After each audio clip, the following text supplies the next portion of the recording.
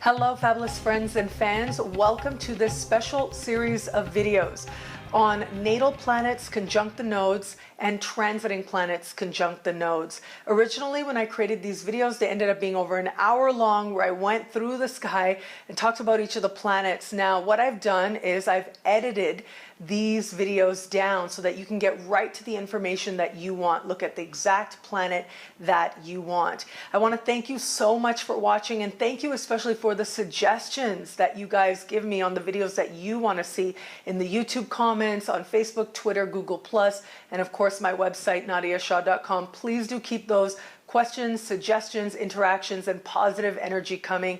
It really does mean so much to me. And if you like these videos, please share them. And of course, let me know online. Enjoy.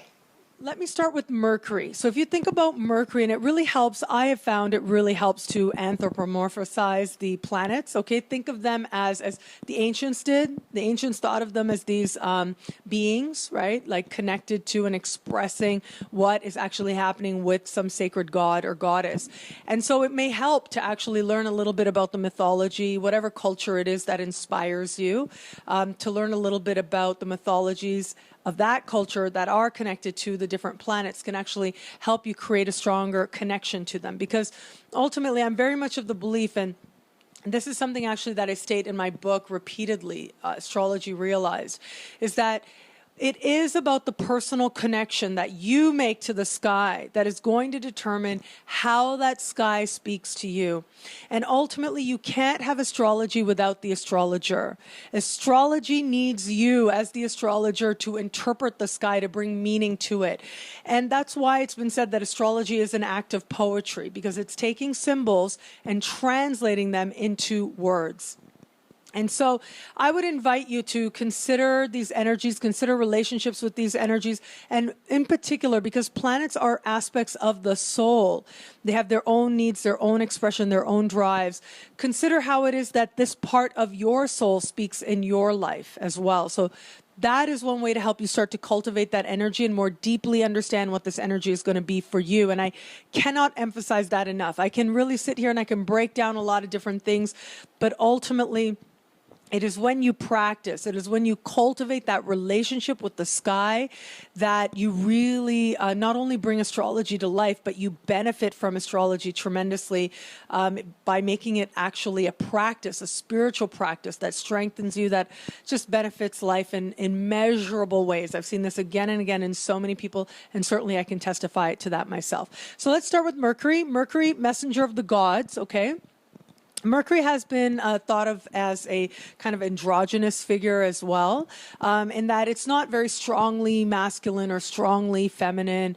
It tends to be an energy that's very quick, that is very quick on its feet as well, likes stimulation, likes ideas.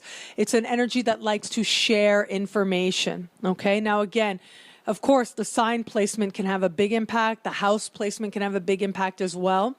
And I'll talk a little bit more about that in a video that I'll be doing on synthesis, okay? But ultimately, you want to take these as layers. So as you watch the videos on looking at the house and sign of your North Node, then you're going to look at Mercury's in there as well. So how is Mercury then, and how you understand Mercury allowing this energy to come forward in that part of your soul?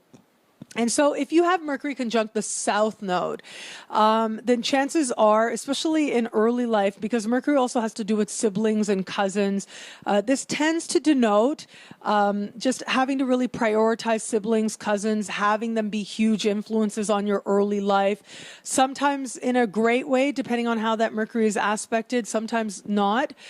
Because this is more about the lower manifestation of that particular energy, it can be very literal. So sometimes, like, for example, if you have Mercury in Capricorn conjunct the South Node, it might have been that you had siblings or cousins who sort of thought themselves as better because they were more successful or had greater social status.